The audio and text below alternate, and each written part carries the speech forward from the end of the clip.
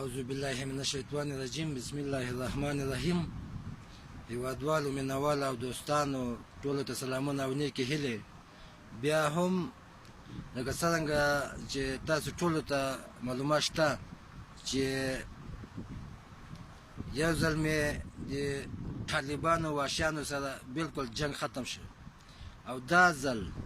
فاینل جنگ هغه هم د قلم په زور بالکل زه به میدان ته، یعنی دا اوس هم د جنگ میدان ده، دا موضوع دي، موضوع خپل ځایم ده چې زه ویډیو کوم، هغه هم د طالبانو وحشیانو په ضد باندې. ځکه هیوادوالو مینوالو بېشکه سل په سله کې اطمینان در کوم چې دا ځل د ما فاینل جنگ د دوی سره، ځکه دا د اسلام دشمنان دي، دا د پنجابیانو زمان دي، دا د پنجاب زمان دي، د آی اس آی زمان دي، دا د باجوا زمان دي، دا د افغانستان د ولس دشمن ده، دا د اسلام دشمنان دي، دغه کې څه شک نشته. بیا څوک وایي چې شک ده پکې، هغه هم دغسې یادومه، پوهېږې، چې هر څوک حمایت کوي زما دا مطلب ده د دغو طالبانو وحشیانو چې ما په مخکې هم د پوتین زمان یادول او دا اوس هم یادوم چې د پوتین زمان دي. دا کې کوم شک کیسه نشته، نه دغه کې کوم شک شته، دغه کې څه کیسې دي د شک والي، د شک کیسې نشته پکې د ما په وینا کې. او دا ځل فاینال انشاءالله طالبانو یهودیانو ته هم دا وایو چې دا ویډیو به انشاءالله تاسو پسې شیر کوم، تاسو په ضد باندې د پوتین زمانو که اورئ دا ویډیو د ستاسو په ضد باندې زه شیر کوم، مطلب میډیا ته، چې ټوله دنیا یې وویني چې جرقلم بیا میدان ته راوتلی ده د طالبانو وحشیانو په ضد باندې. او زموږ دولت مطلب هغه که ملي اردو ده، که ملي پولیس ده، که ملي امنیت ده، مطلب د دولت ساحې سره چې سمون خوري، هغه بالکل زموږ دولت ده. دولت ته که هر څوک په سپک نظر یا څوک بد رد پسې وایي، هغه بالکل د افغانستان د ولس دشمن ده. نو دولت زنده باد، ملي اردو زنده باد، ملي پولیس، ملي امنیت زنده باد، یعنی ټول دولت څه دي مطلب ټول زنده بادي وي، خلاص بالکل سپېڅلې وظیفه اجرا کوي او انشاءالله دا بالکل سل په سله کې شهیدان دي چې د دولت نفر مطلب شهید کېږي، هغه ته بالکل هغه کې سوال جواب نشته. او دغه طالبان یهودیان دا بالکل د جهنم ځای ده، پوهېږې، ځکه دا د اسلام مخالف خلک دي. یعنی څوک وایي چې د اسلام مخالف خلک نه دي، ته راشه بیا میدان ته. دوستانو هسې نه په مخ کې مینوالو ته وایم، مینوالو هسې نه په مخ کې دا ویډیو دومره شیر کړئ چې عالم یې وویني. دا ځل فاینل جنګ انشاءالله فاینل بیا تماشې کوه، شیر یې کړئ چې پته یې ولګېږي، پوهېږې، یو نیم وایي چې پته یې ولګېږي، دا ګز او دا میدان زه دا وایم، پوهېږې که نه، دوی خو دې بیا راشي رښتیا میدان ته جای زه یم، زه دا اوس ویډیو د موضوع د سیمې نه کوم او د طالبانو وحشیانو په ضد باندې، دا بالکل د پوتین زمان دي، لعنت به دوی باندې وایم. دا مخکې ما پوسټونه شیر کول، یو نیم وایي چې مطلب لایب نه چلوي، دا نه کوي، دا نه کوي، دا اوس هم ویډیو کوم، ویډیو بیا شیر کوم، ځکه د موږ دغه ځای ته چې لایب نه چلیږي، دا ویډیو هم صحیح ده. او د افغانستان دولت ته اطمینان ورکوم چې انشاءالله د دغو وحشیانو نه به دغه ځوان خلاصوي، هغه هم د قلم په زور. او د افغانستان ولس ته دا وایم چې بالکل سل په سل اطمینان درکوم چې دا ځل فاینل جنګ انشاءالله بیا به د اختیار میدان معلوم شي چې د اختیار میدان څنګه وي، هغه هم ما سره د قلم زور، اصلا وي خو د دوی سره د وحشیانو سره، پوه شوې، د پوتین زامنو سره، دا بالکل د اسلام دښمنان دي. او وخت خامخا پکې وځي که نه، لکه ووت پکې چې یو کال خو ووت اندازه کم از کم چې مخکې جنګ مې ختم شوی و. او اوس انشاءالله دا ځل فاینل جنګ د دوی تخم غی طالبانو وحشیانو ته زه دا وایم د ستاسو تخم باندې لعنت شه چې ستاسو تخم شیندلی ده. او انشاءالله دا ځل داسې خلکو سره ویښته یې پوهېږې چې تخم نه دا دوه ګوته جای څه ده، قبر د دوه ګوتو جای دوه ګوتو جای سي موږ تاسو کبر بودو سیدا دی هغه بل هغه دی باندې وګورئ دا څه به ختم کم پوه شوې هغه هم د کلم بوزو یاد ساته او مینوالو بیا هم د وایي چې دا ویډیو بالکل شیر کړي چې علم یې وویني اوس ماشاءالله فاینل دا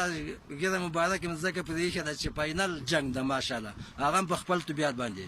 او دا کده ته وایم مینوالو چې ما سره دوم کس نسته په کده کلام زوړ در سره بس خلاص دا کلام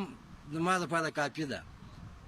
او طالبان واشانو ته چې د پوتین زمان دي دا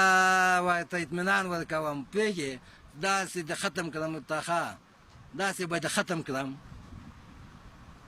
دا سي لیبه د سره کوم چې علم یې تماشا وکي او تاسو د افغانستان ولسم د نخلاص او ان شاء الله حکومت به ماشه دمغه دولت به ماته دغه مصیبتونه خلاص دي همیشه په سره ځاو مونږ په سره وایو نیسه او باندې کوي د دوه نه به حکومت خلاصي دا ځل ان شاء الله فاینل جنگ بیا ان شاء الله بل ویډیو بیا ته شیر کوم ان شاء الله دغه مو وسی تاسو چې زه ځواندا یم دا به وایم چې طالبان واشان فاینل دا غزا د میدان ته بیا راشه لعنت په سپګو زسپګرنا سپګن زمانو ته بیا راشه دلته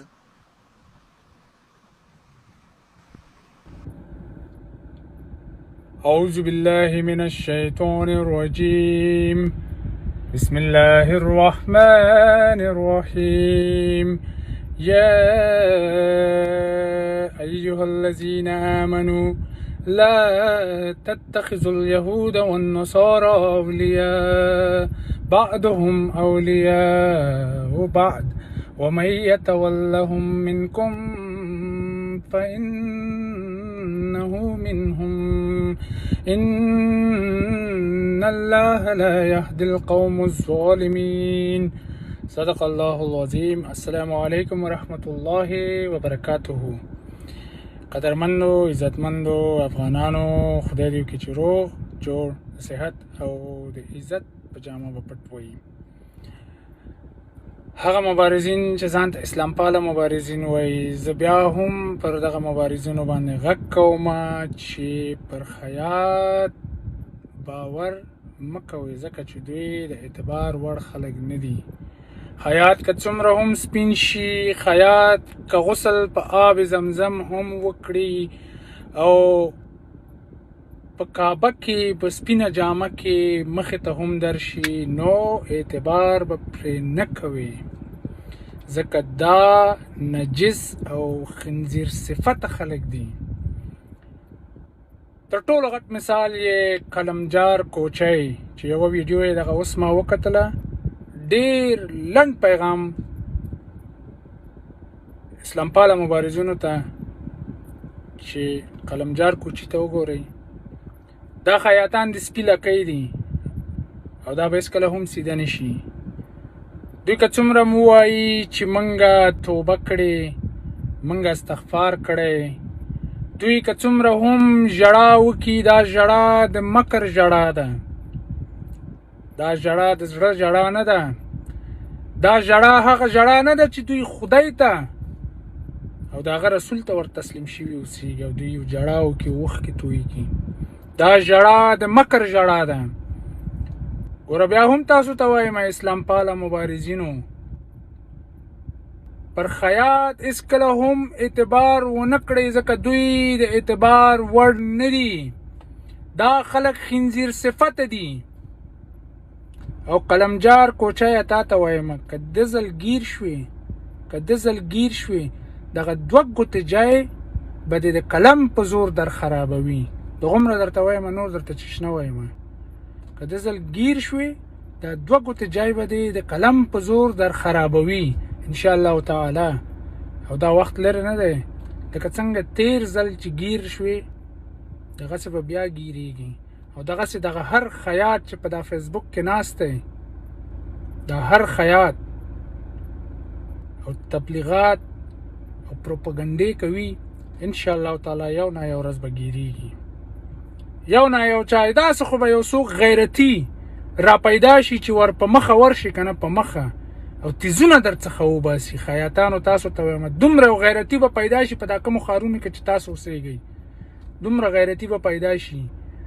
نور مو په الله سپارم. السلام علیکم ورحمة الله وبرکاته.